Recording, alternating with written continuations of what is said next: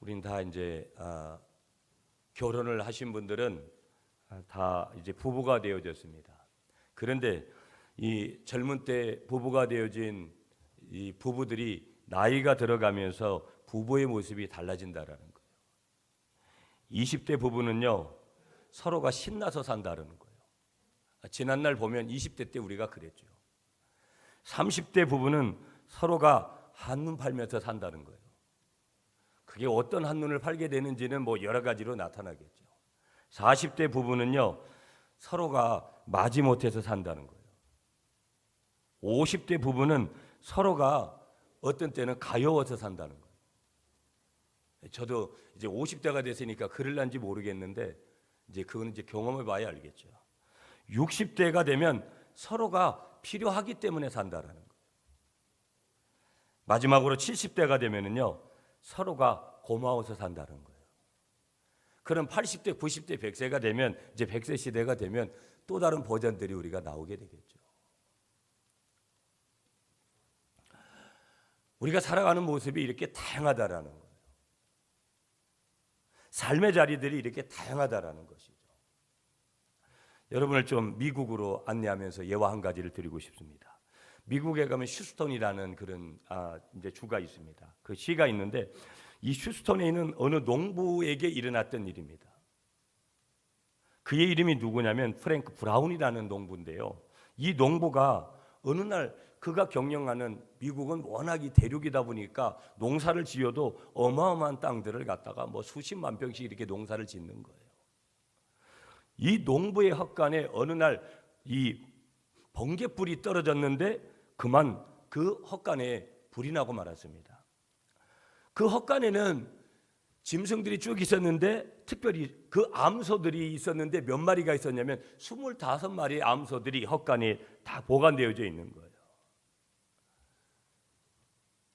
순간적으로 일어났던 일들이기 때문에 이 브라운이라는 농부가 자기 집 헛간에 솟아나는 이 불길을 보고선 이 소들을 구하겠다고 생각이 순간 들어가지고 헛간으로 막 달려갔습니다. 가만히 보니까 이 불길을 보면서 이 헛간을 다 태우지 않으려면 어떻게 해야 되냐면 빨리 가서 다른 사람들의 도움을 요청하지 않으면 자기 혼자의 힘으로는 도저히 이 불을 끌 수가 없는 거예요. 그런데 자기가 다른 사람들한테 구원을 요청하고 또 도움을 요청하는 그 시간이 되면 그 소들이 그 순간 그 기간에 자기가 다른 사람을 불러오는 그 기간에 소들은 불 속에서 끌어낼 시간이 없는 거예요. 어찌 보면 소들이 그 25마리나 되는 소가 그 헛간에서 불 속에서 다 타 죽을 수밖에 없는 그런 현실인 거예요. 문제죠, 보면. 브라운이라는 이 농부는 순간 지혜가 생각나서요. 어떤 지혜가 생각나냐면 그가 항상 기르고 있는 개가 있었는데 그 개 이름이 뭐냐면 스코티예요. 스코트라는 개인데 그 순간 지혜가 떠올라가지고 자기 개를 불렀습니다. 휘파람을 한번 쫙 부니까 이 농부가 브라운이라는 농부가 휘파람을 부니까 이 스코트라는 자기가 이 농부가 기르던 개가 딱 주인에게 왔어요. 이 스코트에게 주인 브라운이 이렇게 얘기합니다. 당연히 개지요, 짐승이죠. 짐승에게 저기로 들어가서, 저기는 어디겠어요? 25마리 소가 죽을 수밖에 없는 현실 속에 있는 그 헛간, 불타고 있는 그 헛간으로 들어가서 거기에 있는 소들을 몰아내라는 거예요. 개 보고 막 소리를 내가지고 짖어가지고 그 소들이 밖으로 나오도록 그렇게 만들라는 거예요. 근데 놀라운 사실은요, 이 스코티라는 이 개는 주인이 그렇게 얘기를 하니까 바로 그 불 속으로 뛰어든 거예요. 그 다음에 농부는 어떻게 조치를 했냐면요, 이제 저 개가 어떻게 하겠지라는 그런 생각을 하고 도움을 요청하기 위해서 마을로 달려갔습니다. 결과는 어떤 결과가 왔냐면 끝내는 다른 사람들한테 도움을 받지를 못합니다. 다른 사람들이 도와주질 않았어요. 제가 말씀드리고 싶은 요지 한 가지는 뭐냐면 이 브라운이라는 한 농부가 불타는 25마리의 소가 불타는 이 현장을 도움을 누구에게 청한 것이냐면 사람들에게, 주위에 있는 자기들이 알고 있는 지인들에게, 인간들에게 도움을 청했는데 그 사람들에게 도움을 받지 못한 거예요. 그가 허탈한 마음을 가지고 돌아왔습니다. 이 허탈한 마음을 가지고 브라운이라는 이 농부가 돌아왔을 때 이미 헛간은 다 타서 재가 돼버린 거예요. 그런데 놀라운 일 한 광경을 목격을 하는데요. 그 헛간은 다 불타가지고 재가 되어져 있었지만 헛간 앞마당에 헛간을 빠져나온 소들이 절비하게 있는 거예요. 그 숫자를 세어보니까 정확하게 25마리였어요. 그러니까 이 주인 브라운은 주위에 있는 사람들에게 도움을 요청하라고 해서 도움을 전혀 받지 못했는데 한낱 우리가 생각할 때 미물이라고 생각되어지는 짐승인 그 집에서 길렀던 이 농부 브라운이 길렀던 이 개 스콧이라는 개가 놀라운 이런 기적을 이루는데 한 역할을 감당했더라는 거예요.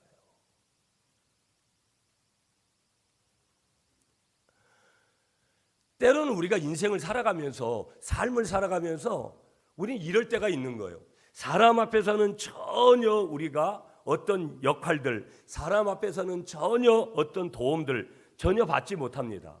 그런데 때로는 생각지도 않은 환경, 생각지도 않은 여건들이 우리에게 풀려질 때도 있고 그것이 금전적이었던 그것이 어떤 것이었든 간에 그렇게 되어질 때 많은 사람들은 의아해하기도 하고 또 많은 사람들은 그것이 우연히 그렇게 됐다고 생각을 하고 또 어떤 경우에는 또 내가 어떻게 열심히 그렇게 하다 보니까 됐다라고 그렇게 생각할 때가 있는 거예요. 그 배후에 계시는 정말 누군가의 손길이 나를 여기까지 인도했구나라는 그런 생각을 가지는 것이 때로는 미천할 때가 있더라는 거예요. 여러분 보세요. 우리가 다 인생을 살아가는 거예요. 인생을 살아가는데 우리가 다 항상 좋은 일만 생기냐면 예수를 믿으면 신앙생활을 하면 우리는 어찌 보면 예수를 믿은 그것 때문에도 더 잘못되어지는 일들을 경험해요. 더 힘들어지는 일들을 우리는 당연히 경험하게 된다는 거예요. 그러니까 이 말은 아주 단순하게 말씀을 드리면 우리가 인생을 살아가다 보면 우리의 인생의 길에는 이 세상에는 언제나 힘든 일이 나에게 주어지고 있고 항상 내 곁에는 뭐가 동행을 하냐면 문제가 항상 나의 삶에 동행을 하더라는 거예요.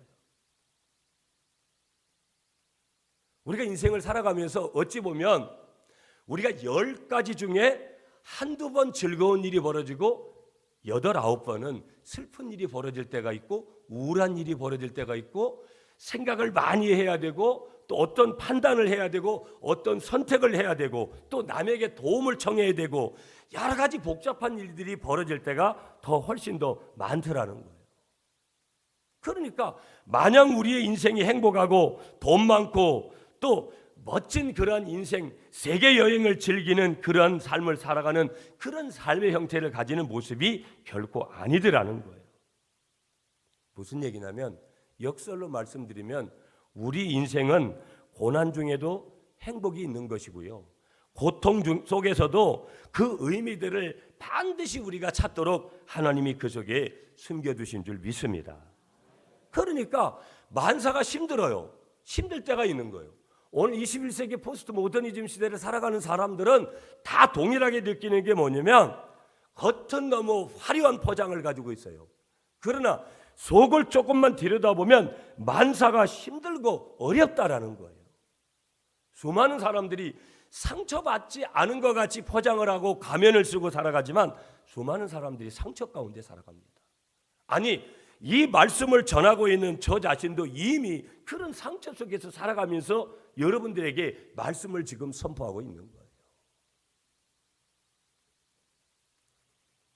그런데 놀라운 사실은 뭐냐면 영적인 안경을 끼고 그 영적인 비밀의 세계를 한번 이렇게 가만히 들여다보면 우리 인생의 그런 모습들을 바라보면 그런 와중에도 그런 불편한 중에도 뭐가 있냐면 그 속에 우리 인생의 보람이 있고 그 속에 우리의 인생이 뭐가 있냐면 소망이 그 속에 담겨져 있더라는 거예요. 아멘이시죠? 그러니까 내가 지금껏 해왔던 모든 일, 내가 당하는 모든 일에 뭐가 있더라는 거예요? 하나님의 선하신 계획의 손길이 하나님의 목적이 하나님의 의도가 하나님의 뜻이 거기에 자리하고 있더라는 거예요. 아멘이시죠? 그러니까 이번 부흥에서도 말씀을 오신 강사 목사님들이 하셨지만 우리는 우연을 믿는 사람들이 아니죠. 우리의 가는 길은 어떤 속에서도 섭리만이 자리하게 되는 줄 믿습니다. 그러면 우리 인생이라는 것은 항상 무엇이 중요하냐면 그 하나님의 선하신 뜻을 아는 것, 이게 얼마나 중요한지 몰라요. 그러니까 인생은 너무 단순한 거예요. 내가 하나님의 뜻을 알고 그렇게 하나님의 뜻대로 살면 하나님이 다 책임지시는 거예요. 아멘이십니까? 그런데 문제는 뭐냐면 하나님의 선하신 뜻을 알려고도 하지 않고 하나님의 선하신 뜻을 모르고 더 나아가서는 하나님의 선하신 뜻에 역행하려고 그런 삶을 살기 때문에 우리는 삶이 꼬이고 힘들 때가 있는 거예요. 자, 그러면 오늘 하나님의 선하신 뜻을 먼저 말씀해 주시는데 그것이 오늘 본문 28절이에요. 자, 28절 말씀을 우리 함께 읽도록 하겠습니다. 시작.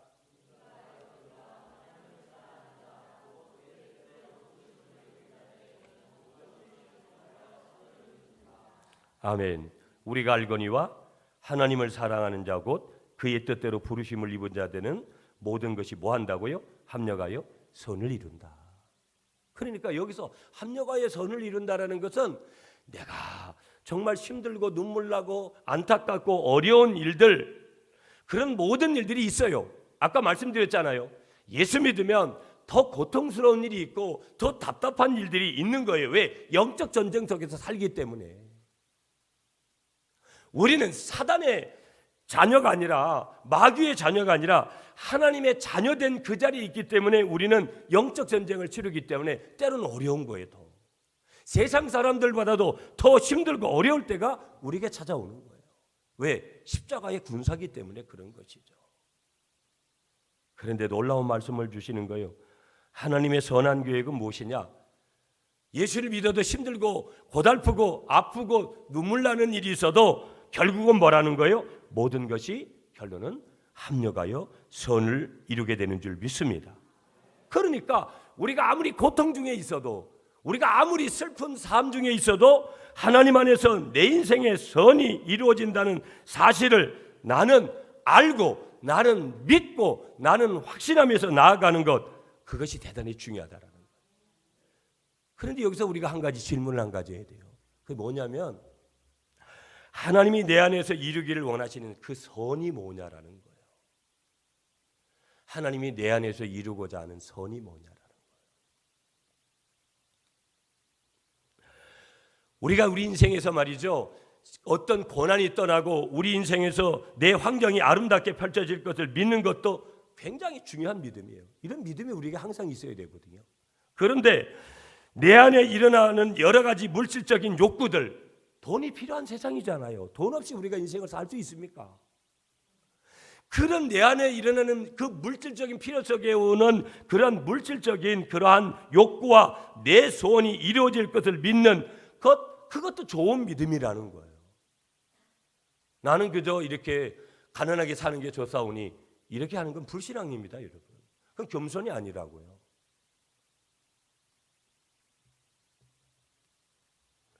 이 모든 것들이 다 좋은 거라는 거예요. 필요한 거라는 거예요. 그러나 오늘 말씀은 뭐냐? 그 다음 절에 이어지는 29절 말씀을 보면 그 선이 뭐냐? 하나님이 내 안에서 이루기를 원하시는 선이 무엇인지를 29절 말씀을 통해서 말씀을 주시는 거예요. 자, 29절도 여러분이 한번 읽어 주십시오. 시작.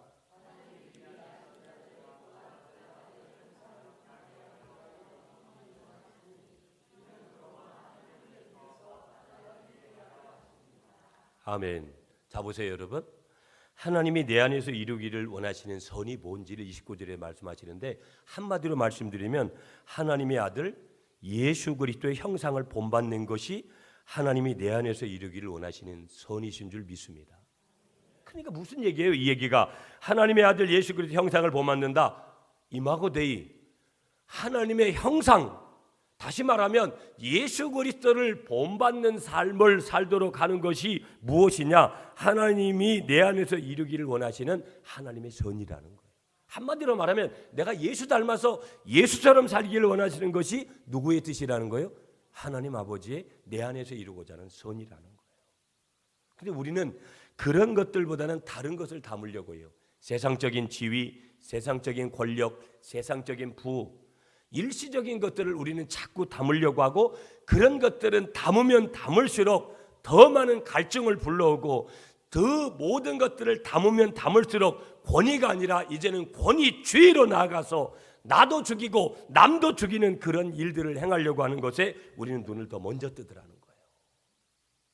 하나님은 내 안에 어떤 선을 이루기를 원하시느냐? 예수 닮는 작은 예수로 살아가기를 원하신다라는 것을 믿으시는 여러분이 되시기를 축복하겠습니다. 그러니까 이 말은 우리 속에 평안이 있든지, 우리 속에 뭐예요? 고통이 있든지, 내가 만난 모든 일들 통해서 내 영적인 인격이 예수님을 닮고 예수님의 비전이 내 안에서 이루어지는 것이 뭐라는 거예요? 하나님의 선하신 계획이라는 거예요. 하나님의 선하신 계획. 여러분 보세요. 우리는 다 이 땅에서 살잖아요. 대한민국이라는 이 축복받은 땅에서 우리가 살아가는 거거든요. 우리는 뭐라 그래도 여러분, 저는 지난달에도 제가 중국을 가서, 여러분 그 뭐 날씨가 그 닌이라는 지역도 여러분 그 농촌인데도 뿌연 거예요 그냥. 그리고 먼지가 얼마나 나는지 말이죠. 한마디로 위생이 영 형편없지요 보면. 여러분 대한민국에서 태어난 것을 하나님 앞에 늘 감사하시는 여러분이 되시기를 축복하겠습니다. 내가 이 대한민국 땅에서 살아갈 때, 이 땅에 살아갈 때 내 인격이라는 것이, 내 언어라는 것이, 내 중심이라는 것이, 내 삶이, 내 어떤 삶의 태도가 예수님을 닮을 수 있다고 하는 것이, 그것이 얼마나 근사한 일인지 모른다라는 거예요. 내가 이 하나님의 자녀 되어졌다라는 거, 내가 하나님 앞에서 살고 있다라는 거, 이게 얼마나 귀한 건지 모른다라는 거예요. 여러분, 우리는 내가 입양의 대상자가 돼가지고 돼보지를 못했잖아요. 오늘 아침에 어떤 기사를 보니까 미국의 메이저리거 중에 한국에서 입양돼가지고 원래 한국계 미국인인 거죠. 그러니까 메이저리그가 된 거예요 이제. 그것도 뉴욕 양키스라는 미국에서 최고의 구단의 아마 이루수가 될 것 같아요. 그 선수가. 한국명은 김정태라는 친구예요. 스물 몇 살인가 그렇더라고요.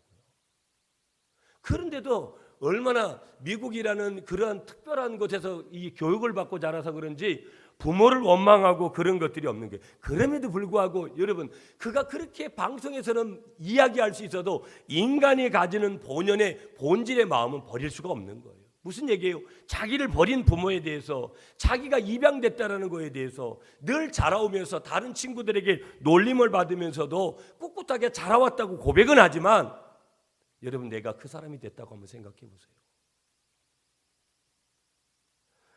무슨 얘기를 드리려고 하냐면, 내가 이 하나님의 자녀 되어졌다는 거, 그만큼 중요하다라는 거, 그만큼 감사한 거라는 거, 이 사건 앞에 특별하게 오늘 이 아침에 감사하시는 여러분들이 되시기를 간절히 축복하겠습니다. 그러면 우리 인생엔 실패도 있고, 우리 인생에는 뭐예요? 하나님 앞에서 위기도 있고 문제도 있는 거예요. 그럼 이 여러 가지 상황 속에서 우리는 어떻게 해야 되냐? 오늘 로마서 8장을 통해서 하나님께서 특별한 메시지를 주시는 거예요. 그리고 이렇게 우리에게 당부하세요. 어떻게 당부하시느냐? 우리가 문제를 만나요, 어려움을 만나요, 위기를 만나요. 우리 교회도 참 이 교회를 어떻게 해야 될 건가 고민에 고민을 거듭하고 있고, 왜 그러냐면 여기 이 상태에서는 뭐를 할 수 있는 게 아주 극단적이고 극 부분에 밖에 뭐를 할 수 있는 게 없잖아요. 그런데도 많은 생각을 하고 여러 가지 어떤 자료들을 들추긴다고 해도 답은 땅에서 주어지는 것들, 주위의 환경에서 주어지는 것들을 통해서는 별로 그렇게 시원한 답을 얻을 수가 없어요. 여러분들도 지금 뭐 사업 문제, 직장 문제, 자녀 문제, 돈 문제, 건강 문제, 뭐 신앙 문제 등등, 여러분이 생각을 좀 안 하시려고 옆으로 제껴 놓으시려고 하니까 하지, 솔직히 답답한 것이 한둘이 아니잖아요. 그런데 하나님은 이런 삶의 자리들 다 있는 것이죠. 누가 좀 더 하고 누가 좀 덜 해요. 이런 문제의 상황 속에서, 위기의 상황 속에서 실패가 있고 아픔이 있고 눈물이 있는 현장에서 이런 상황 속에서 우리가 어떻게 해야 될 것이냐를 말씀하시는데, 문제의 수렁에 빠져 허우적거리지 말라는 거예요. 아멘이십니까? 그냥 어떤 때는 보면 우리는 운명론자가 아니지만 어떻게 보면 내게 주어진 것이겠지 포기하거나 좌절하지 말라는 거예요. 무슨 얘기냐면 육신이 절망대로 자신의 삶을, 그 육신이 절망하는 대로 그렇게 자기의 삶을 맡기지 말라는 거예요. 무슨 얘기냐? 그 고난 속에서도, 눈에 보이지 않는 결과물들 속에서도, 그 아픔 속에서도 뭘 보라는 거예요? 하나님이 나에게 가져다 주실 마지막 승리의 그곳을 바라보라고 말씀하시는 줄 믿습니다. 한마디로 말하면 로마서 8장을 통해서 우리에게 말씀하시는 내용이 뭐냐? 성령의 도우심을 믿으라는 거예요. 아멘이십니까? 그게 26절이에요. 자, 여러분 26절을 한번 여러분이 다 같이 읽어 주십시오. 시작.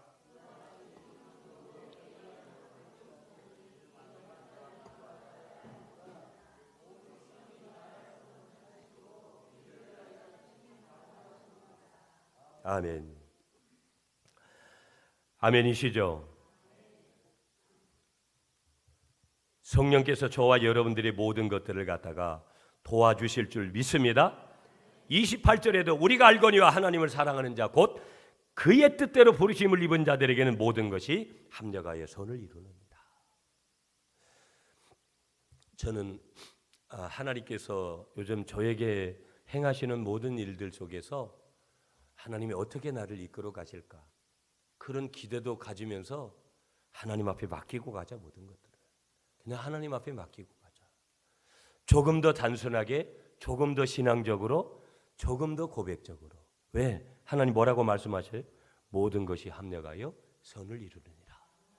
여러분이 가지고 있는 생각도, 여러분이 가지고 있는 처지들도 모든 것을 통해서 하나님께서 합력하여 선을 이루실 줄 믿습니다. 그러므로 하나님의 선하신 계획을 공개하시면서, 하나님은 오늘 사도 바울을 통해서, 오늘 본문을 통해서 4가지 질문을 우리에게 던져주시면서 거기에 대한 답을 주시는 거예요. 그러면서 이 5가지 질문을 우리에게 주시면서 우리에게 먼저 전제로 알아야 될 것을 우리에게 말씀하시는데, 그게 뭐냐면 나의 도움이 어디서 오냐. 한번 따라하겠습니다. 나의 도움이 어디서 올까? 많은 사람들은 내가 인생에 책임을 지는 것은 내 스스로다, 돈이다, 명예다, 뭐 여러 가지 방법으로 구분해서 그렇게 보는 거예요. 틀린 거 아니에요, 여러분. 정답도 아니지만 틀린 거 아니라는 거예요. 돈 필요합니다. 명예가 필요합니다. 권력이 필요합니다. 학벌이 필요해요. 그러나 그게 정답이 아니라는 거예요. 시편 121편에 보니까 1절 2절에 이렇게 시편 기자가 고백해요. 내가 산을 향하여 눈을 들리라. 나의 도움이 어디서 올까? 그러면서 2절에 이렇게 고백해요. 나의 도움이 천지를 지으신 여호와에게로다. 하나님이 오늘 로마서 8장을 통해서, 사도 바울을 통해서 우리에게 말씀을 주시면서 전제 하나를 말씀하시는 거예요. 너희들에게 있어서 진정한 도움이 어디서 오느냐? 그걸 먼저 알아야 된다라는 거예요. 여러분, 우리가 지금도 아직도 인정을 하지 않기 때문에 주의를 범하는 거예요. 주일에 우리가 세상에 있는 것 어떤 방법으로도 용납 안 된다고 끊임없이 말씀드려요. 그건 제 말이 아니라 신이신 그분의 말씀이에요. 내가 아버지를 섬기는 그분의 말씀이에요. 절대적인 약속이에요. 계명이에요. 근데 왜 오늘도 우리는 일을 해야 돼요? 모든 도움이, 내 스스로 모든 도움이 사람부터 어느 부분까지 온다라는 것이 더 신앙적인 것보다도 더 인정되기 때문에 우리는 그렇게 사는 거예요. 그것이 잘못되어졌던 잘 되어졌던 어떤 것이든 간에 도움이 어디서 오느냐의 해석이 다 여러 해석들로 이제 나타나게 되는 것이죠. 사람마다 틀린 거예요. 여러분, 오늘 하나님은 한 가지로 우리에게 말씀을 주시는 거예요. 나의 도움이 어디서 온다고요? 하나님에게로부터 오는 줄 믿습니다. 하나님에게로부터 오는 줄 믿습니다. 여러분 찬송가 71장을 보시면요, 이 찬송가 71장은 거의 저도 한 번도 안 불러본 찬양이에요. 이 찬양은 거의 교회들마다 부르지 않는데요. 그런데 찬송가 71장의 가사를 제가 한번 불러드리면 1절을 해요. 옛부터 도움 되시고 내 소망 되신 주, 이 세상 풍파 중에도 늘 보호하시리. 그러니까 나의 도움이 예전부터 나의 도움이 누구라는 거예요? 하나님만이 나의 도움이 되시는 줄 다시 한번 분명하게 믿으시는 여러분이 되시기를 간절히 축복하겠습니다. 여러분, 제가 설교를 준비하면서 인터넷에서 고도원 씨가 쓴 아침 편지라는 시를 하나 제가 준비했어요. 잠깐만 들으세요. 도움을 청하라. 우리가 느끼는 두려움은 대부분 머릿속에서 만들어낸 창작품이다. 그걸 깨닫지 못하는 것뿐이죠. 하지만 다른 사람에게 도움을 청하는 자세는 매우 중요합니다. 성공한 삶을 사는 사람들 모두 그러한 능력을 지녔습니다. 그러니까 우리가 사람에게 도움을 청하는 거 그건 자연적인 거라는 거예요. 나쁠 게 없다라는 것이죠. 두려울 때가 고비입니다. 주저앉지도 서지도 걷지도 못하고 아예 무너져 버릴 수도 있는 위기의 순간입니다. 혼자서 견디어내려 하면 더욱 힘들어집니다. 그때는 누군가에게 도움을 청해야 합니다. 그것이 잘 사는 방식입니다. 한 걸음 더 나아가 누군가가 나에게 도움을 청하는 사람이 되면 더 좋습니다. 무슨 얘기예요, 여러분? 우리는 도움을 주면서 도움을 받으면서 살아가야 되는 존재인 줄 믿습니다. 그걸 우리에게 말씀하는 거예요. 그러나 오늘 우리 하나님의 자녀들은 절대적인 조건이 뭐라는 거예요? 하나님의 도움을 절대적으로 받아야 될 존재가 누구라는 거예요? 하나님의 자녀인 저와 여러분들인 줄 믿습니다. 그러니까 그런 하나님의 자녀들에게 하나님의 선하신 계획이 무엇인지를 말씀하시면서 하나님의 선하신 계획은 우리를 어떻게 하신다? 성령의 능력 가운데, 예수 그리스도의 십자가의 능력 가운데, 성부 하나님의 거룩한 능력 가운데 우리를 어떻게 하시겠다라는 거예요. 우리를 도우시겠다라는 거예요. 아멘이시죠? 그러면 하나님께서 우리에게 도움을 주시면 어떤 일이 일어나느냐를 오늘 본문을 통해서 5가지 질문을 통해서 우리에게 주시는 거예요. 자, 오늘 5가지를 조금 한번 살펴볼까요? 31절부터 보겠습니다. 31절 시작.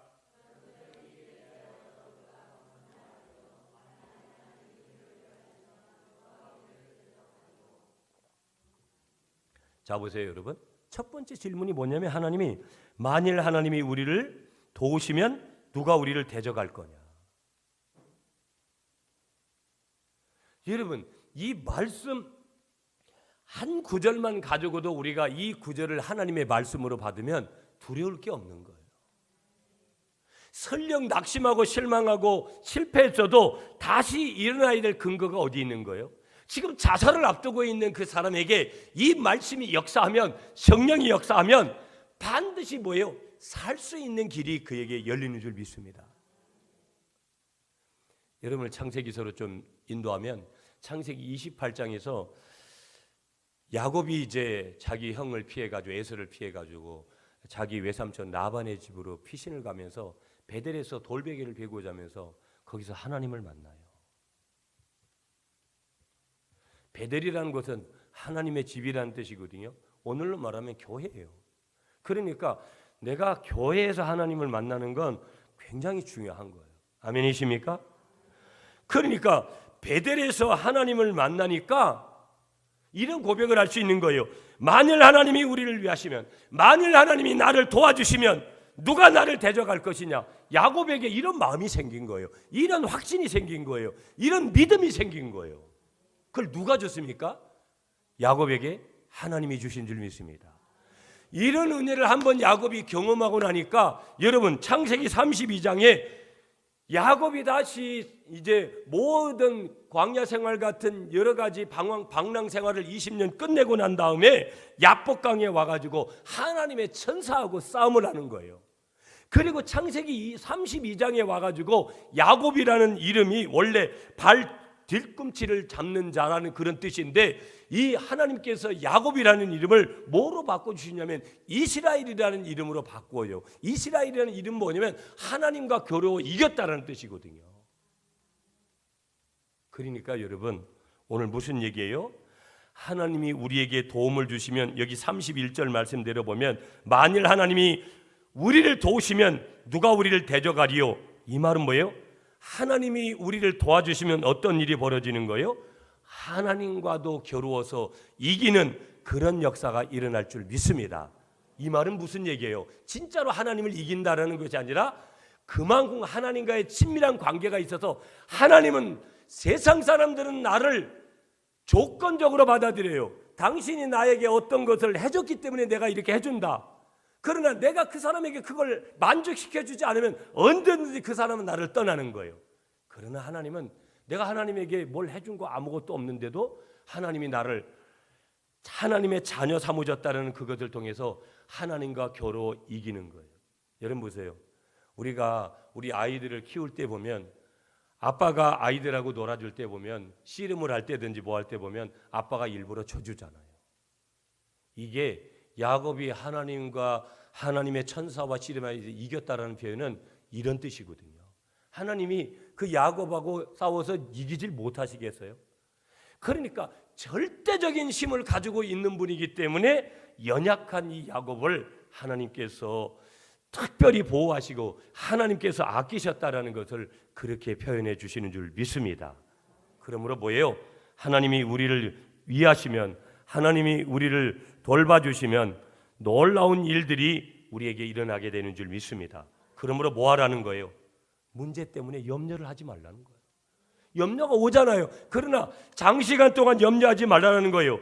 세상은 지나간다는 거예요. 한순간의 실패 때문에 영원히 실패한 사람처럼 포기하거나 절망하거나 낭망하지 말라는 거예요. 무슨 얘기예요? 우리는 하나님 안에 있다고 한다면 반드시 우리가 어떻게 된다라는 거예요? 조금 이따 결론을 맺겠지만 반드시 저와 여러분이 이기게 되는 줄 믿습니다. 이게 첫 번째 메시지예요. 첫 번째 질문이에요, 하나님이. 두 번째 질문 32절이에요. 32절 우리 같이 읽겠습니다. 시작.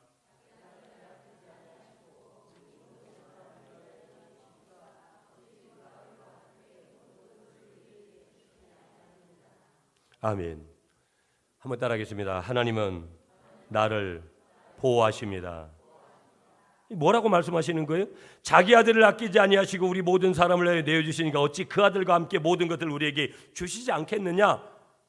위로하시고 인도하시고 또 살려주시고, 다른 말로 하면 내가 얼마나 소중한 존재임을 알라는 거예요. 그러니까 여러분, 내가 누구인지를 많은 사람들이 알아야 된다. 인간이 누구인가를 알라고 하는 거예요. 그런데 해답은 못 얻어요. 왜 그런 줄 아세요? 영적 원리를 모르기 때문이에요. 하나님을 먼저 아는 작업을 먼저 끝내지 않으면 자기가 누구인지를 몰라요. 아멘이십니까? 하나님을 알면 자기가 누구인지를 자동적으로 알게끔 돼 있어요. 아멘이시죠? 그런데 많은 사람들이 자기를 위대하게 자기 속에서 자기를 자아를 한번 발견해 보려고 하지만 자기 속에서 뭘 발견해요? 하나님을 알면 나를 아는 귀중한 은혜가 있는 줄 믿습니다. 더 나아가서 무슨 얘기예요? 내가 얼마나 소중한 존재임을 알게 되는 줄 믿습니다. 그러니까 우리가 뭐예요? 우리 자녀들을 키우면서 자녀들이 아프게 되어질 때, 내 자녀가 아프게 되어질 때, 병들어 신음할 때, 내가 늘 부모된 입장에서 그렇게 생각할 수 있잖아요. 내가 대신 아파줄 수 있다면 이게 뭐예요? 부모의 마음이라는 거예요. 자식이 죽어가고 있을 때 내가 대신 죽어줄 수 있다고 하면 이것이 뭐라는 거예요? 부모의 마음이라는 거예요. 이 세상에 여러분, 아무리 중요한 일이 있다 할지라도 내 자식을 죽여서까지라도 나는 그 일을 이루고 싶다, 이런 부모는 없어요. 그런데 우리 하나님은 그 일을 하신 거예요. 누구 때문에? 나를 그렇게 소중한 존재로 여기시기 때문에 독생자 예수 그리스도를 아낌없이 십자가에 죽게 하신 줄 믿습니다. 왜? 내가 그렇게 소중한 존재이기 때문에. 두 번째 질문이 이런 거예요. 세 번째 질문 33절입니다. 시작.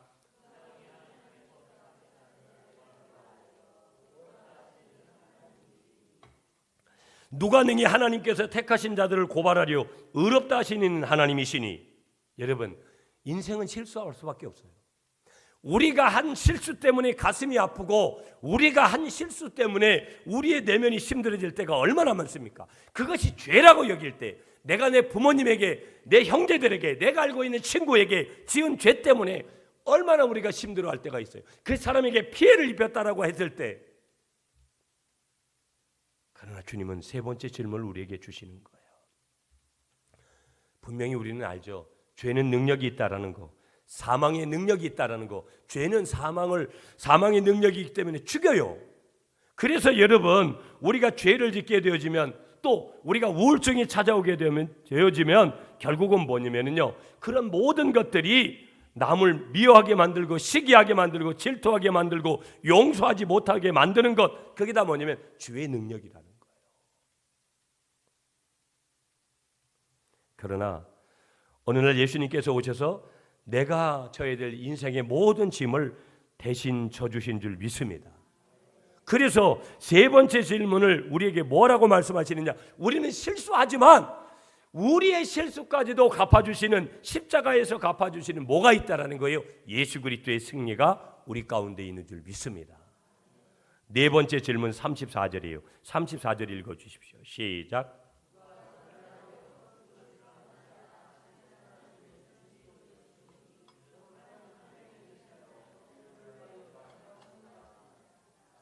아멘. 네 번째 질문은 뭐예요? 누가 정죄하리요? 여러분, 나도 정죄하지 말아야 되지만 남도 정죄하지 않아야 될 줄 믿으시는 여러분들이 되시기를 축복합니다. 아멘이시죠? 그래서 33절, 34절 여기에 보면 왜 그렇게 해야 되느냐, 이유를 세 가지로 말씀하시는데, 예수님께서 우리를 위하여 죽으셨기 때문에 그렇다. 예수님께서 살아나셨기 때문에, 예수님의 부활이 있기 때문에 그렇다. 그러면서 예수님께서 하나님 보좌 우편에 계시기 때문에 그렇다. 세 가지 근거를 통해서 우리에게 말씀하시는 거예요. 마지막 한 가지만 더 보면서 이제 결론 맺을게요. 35절입니다. 마지막 다섯 번째 주님께서 질문하시는 내용이 35절이에요. 시작.